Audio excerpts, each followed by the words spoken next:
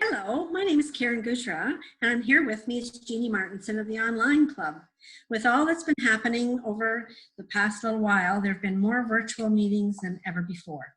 So we thought it would be a benefit to develop a tool to help members and clubs with not only their virtual meetings, but also help prepare for the BPW Canada Virtual Convention that will be coming in the fall.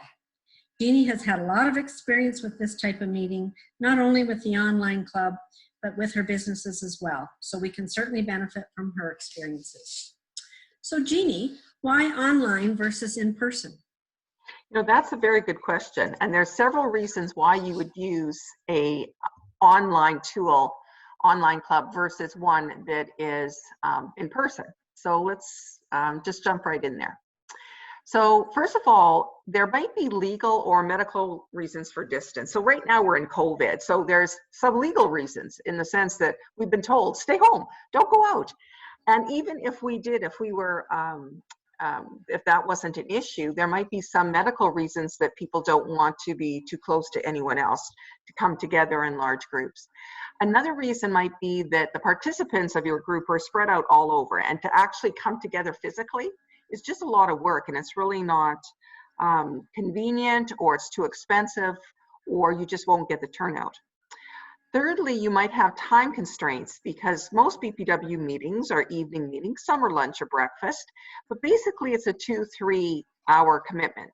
So with online meetings, you can really restrict those to an hour or 2 hours. Often the BPW Canada Online Club our meeting is about an hour, hour and a half, and then we're open a little earlier at the beginning for networking and at the end in case we have some business things to take care of. Fourth, physical movement restrictions. One of our last meetings, actually, we had a past member of a local club who is a quadriplegic, and she simply cannot get out of her home. And so she was really delighted that she could connect into a meeting, and we were really delighted to see her. Access to global panelists or speakers. With most clubs, we're looking for speakers who are close by or who are traveling through the town that we're in, and we try to, jump onto their schedule and to make that work economically for the club.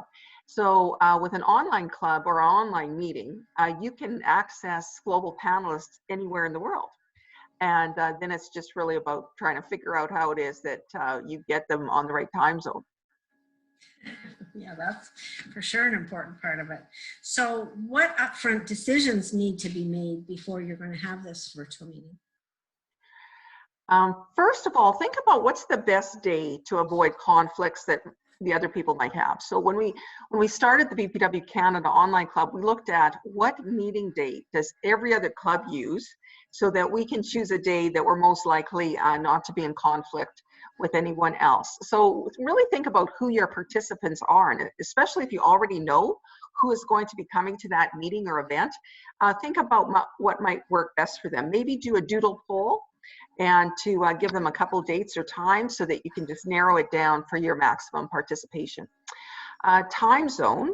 For BPW Canada Online, we have a member in the UK and we have members in BC.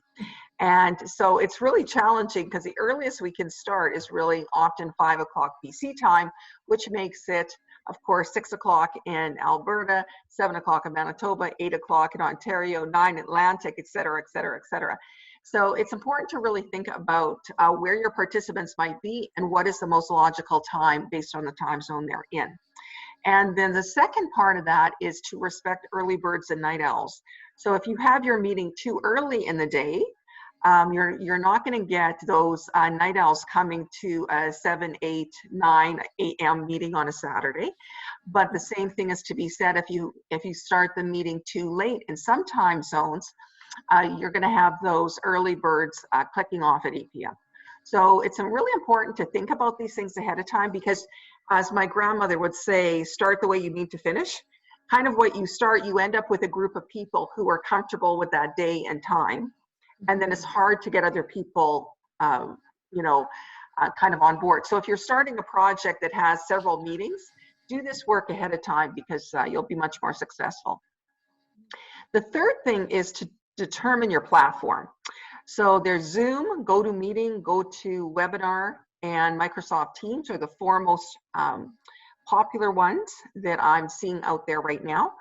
And they all offer different options, and some are more complicated than others, and some you need to sign up. And so it's important to think that through. And it's important to think about which one do you kind of want to stay with, because people, it's sort of like with a physical club. People are used to coming Mondays from 5:30 to 7 at the hotel on North Albert, and you get people kind of in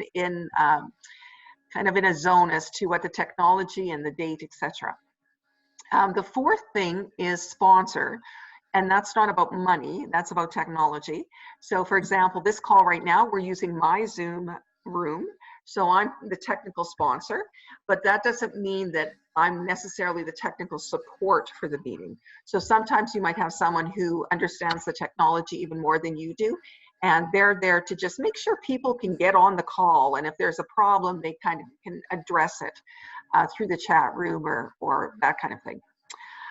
The fifth thing is length of event, and short and sweet is the ideal way to go.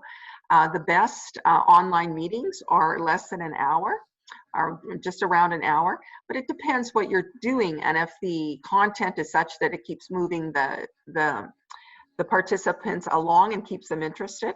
So for example, we're doing a 2.5-hour webinar talking about those four platforms: Zoom, GoToMeeting, GoToWebinar, and Microsoft Teams. But it's fairly interactive, so we anticipate 2.5 hours with breaks. It won't be so boring that people will check out. And that's what happens, is if people don't feel engaged, they just click their audio off and their video off, and they go for a walk. And you don't know they're not there. And so it's really important to keep people engaged, more so than we had to with actual physical meetings. Yeah, for sure, because you can't see the body language that's going on either, right? Yeah. Other than they disappeared. Okay, so what do we need to think about regarding speakers and panelists? I think one thing to think about is to choose speakers that are really engaging.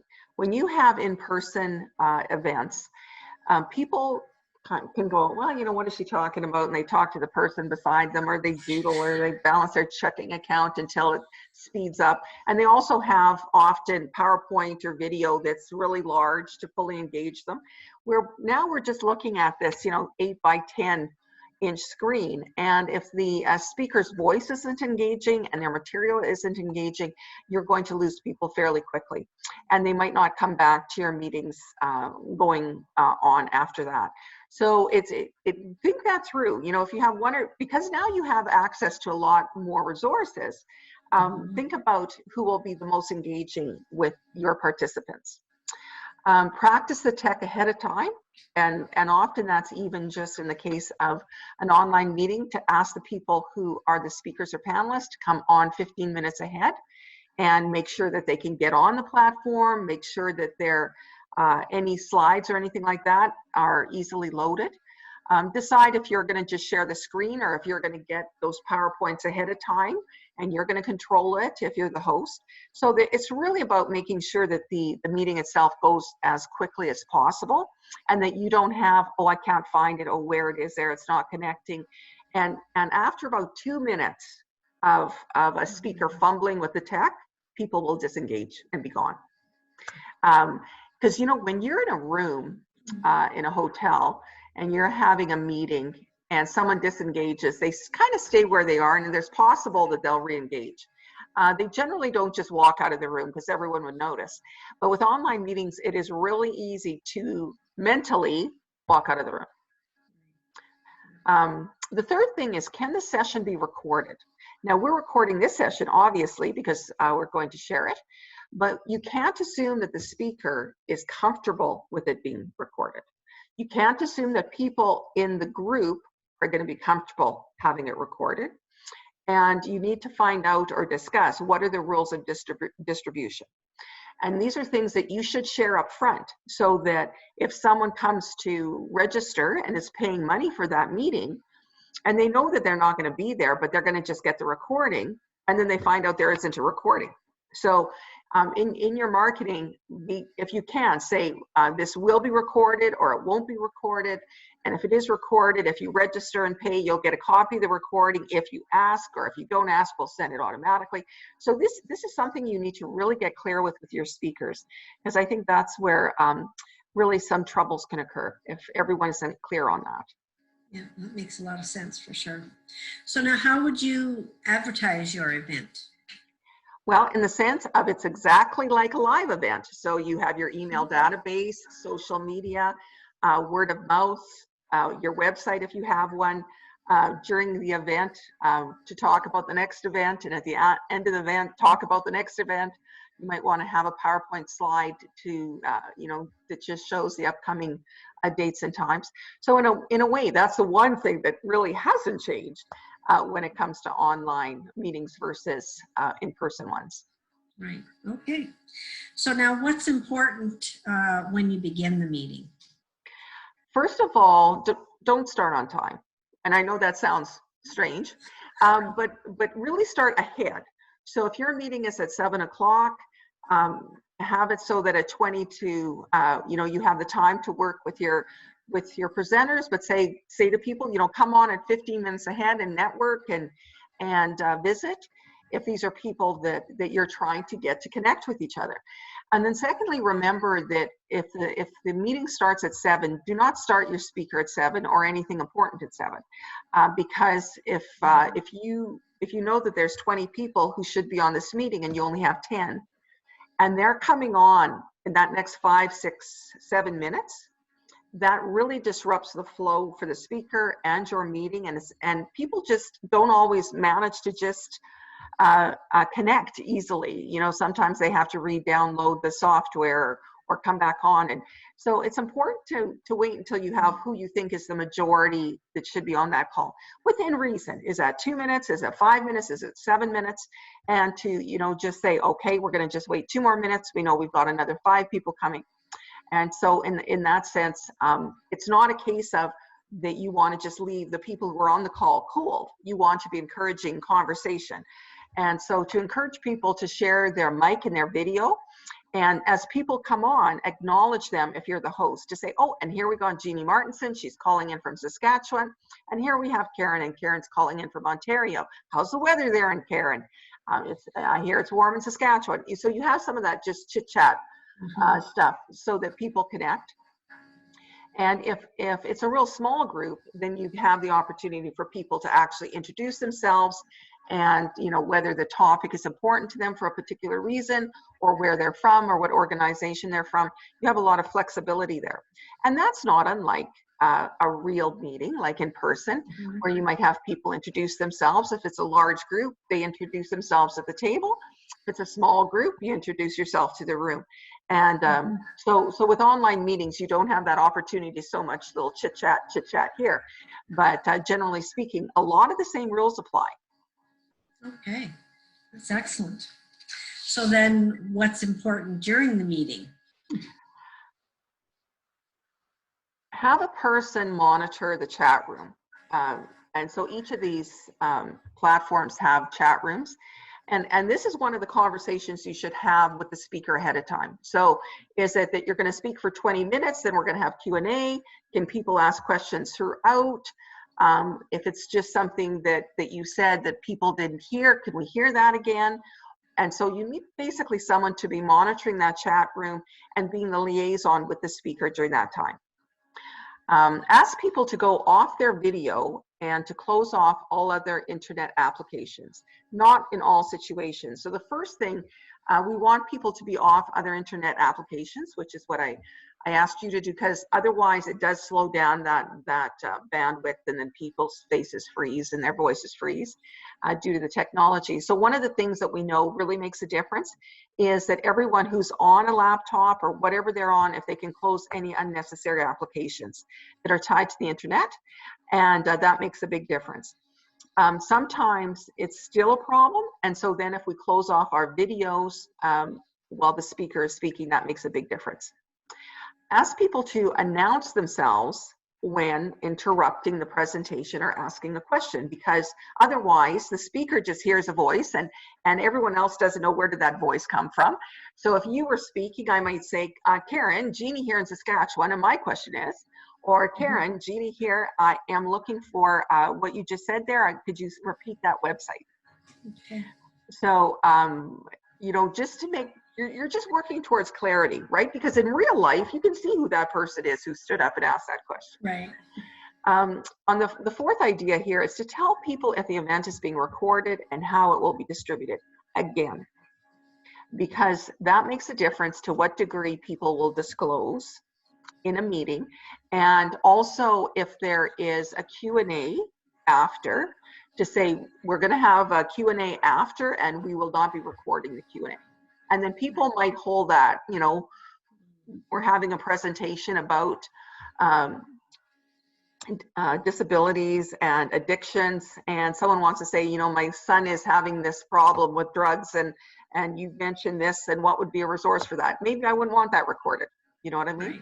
So it's really about making sure people feel comfortable in the call so that they can engage as fully as possible, right? For sure. Okay, so you've made a note that says be forgiving. So what do you mean by that? Well, things happen, okay? So things happen, and the more big deal you make about it, the worse the call goes. So cats are gonna walk across computers, and hopefully they don't bring on a different screen. Kids are gonna be nattering, and you know, here's the thing with COVID, is we were really careful with all these things, but now everyone's on online meetings. It's like cats are walking around, kids are screaming, and oh, husbands are walking in the background with just their boxer shorts on. These kinds of things are happening. Yeah. And it's important that we just move on and don't give any attention to it, because we're trying to keep our meeting going on track, right? Right. Crosstalk would often happen in a meeting, right? In a physical meeting, the speaker is saying something about some policy that the government is doing, and you might say, oh yeah, I heard that might be a good idea. You might say, oh yeah, I heard that's never going to work. And you say it to the people beside you, and you know, no one else hears it. The speaker doesn't hear it. But when crosstalk happens on an online call, everyone hears it. And so it's really important if you're the host, but if you're also a participant, to recognize to mute your computer all the time unless you're asking a question, or if you're the one who is supposed to be talking in that moment. And where crosstalk can happen is what we call the chat room. And the chat room, I'm going to just pop down here. It's at the bottom of your screen, and your chat room allows you to send a message to everyone in the whole Zoom room, if you're on Zoom, or a specific person. So I might go down, okay, Karen's on this call. I click on Karen and say, you know what, I think we should talk about this later. Or I think that there's something here that we need to work forward on. Be cautious about putting something in the chat room you don't want everyone to see, in case something happens and you click the wrong button. Yes. And then you will be embarrassed. But it allows that same kind of cross talk that you would do to the person beside you at the dinner table when you're at a BPW dinner, for example, or lunch. Right. Yeah. Technology breaks down, and sometimes it's a case that a speaker is using, wants to use a video or is trying to do something and it's just not working. And it's important, if you're to forgive that person, because you're not having them there because they're great on that platform. You're having them there for that information. And so sometimes this happens. The key is, if you're the moderator, is to say, okay, you know what, that doesn't seem to be working. Let's just move on without that video, or let's just move on to the next slide. Or yeah, I can see the PowerPoint isn't coming up. We'll just make sure everyone gets a copy of the slides. So if you could just, you know, summarize what you would have said if you had the slides in front of you. So to move that along, because if after 2 minutes, people are going to disengage and they might walk away mentally and physically. And lastly, to forgive the lack of knowledge on the platform, because people are just trying to do the best they can do, whether they're a host or whether they're a participant or whether they're the speaker. We're all just doing the best we can do. And so if someone doesn't know, well, what does this mean? I don't know. What does a chat room mean? Or how do I do this? It's like, okay, let's just take a second here and figure this out. And if it's important to move along, or to say, well, I'll tell you what, at the when we stop for a break, we'll inform you how that works. So it's really about, I think, whenever we're playing around with something new, it's important to forgive ourselves, and it's important to forgive other people who are just trying to do the best they can do. Yeah, nobody's trying to make a mess of things. So just try to be kind. There's always a first time that we've done something and we haven't been in our comfort zone. So for sure, yeah. So then how should we wrap up the meeting? Well, a couple of things that you would normally do. Obviously, thank everyone who came and thank the speaker.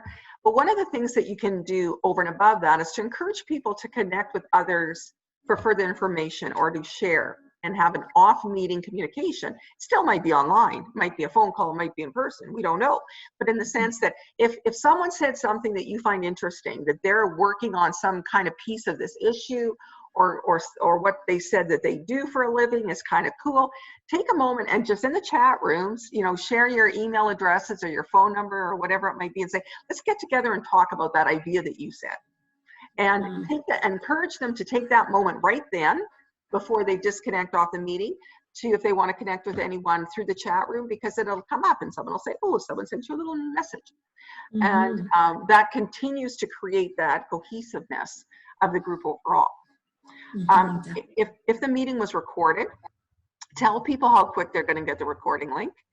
And also if you had talked to the speaker about disseminating their PowerPoint slides, this is when you would say too, that if you registered and we'll send you the recording and PowerPoint, or if you're on this meeting and you want that information, email the host and she'll send it to you, or he'll send it to you. So, you know, you would have already made that decision with your group that's doing the meeting and with the speaker or the panelists. And that's why you make that decision up there. You don't want at this point to say, well, we recorded the meeting and we're going to send it out. And then people who feel that their privacy has been violated aren't too happy with you.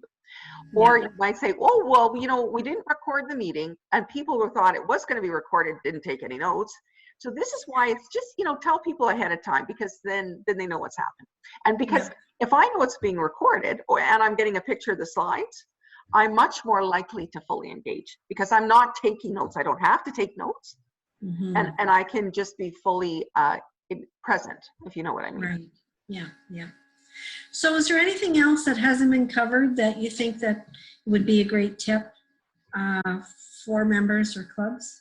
Well, I think in the sense that if you're moving from a physical club to trying to do online meetings, you will be restricted by kind of the mindset that you have about how it was and how it used to be, or how it often is different, and how we need to be over here and doing this different. So part of it is deciding, is this online meeting something that's a stopgap to get from A to B till things go back to the way they were, or is it something that you want to encourage more and more online meetings? And if that is true, if the latter is true, then it's important to try and actually develop a bit of a code of conduct or terms of engagement, as it were, as to how it is that, you know, who calls the meetings, when are you going to have the meetings, how long are they, who's gonna have what role, and just put some parameters around it.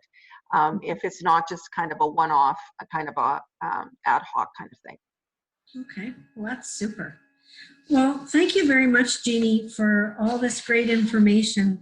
I'm sure that there's not going to be anybody that's going to see this video that's not going to take something away from them that's going to benefit having better engagement, having great virtual meetings. So I do wish everyone great success with their online meetings, and I thank you for the time that you've taken to watch. And if we do get some feedback that there's a lot of other burning questions that you might think that might benefit others, we could do a sequel. So when we're not in Hollywood. So thanks everybody, all the best.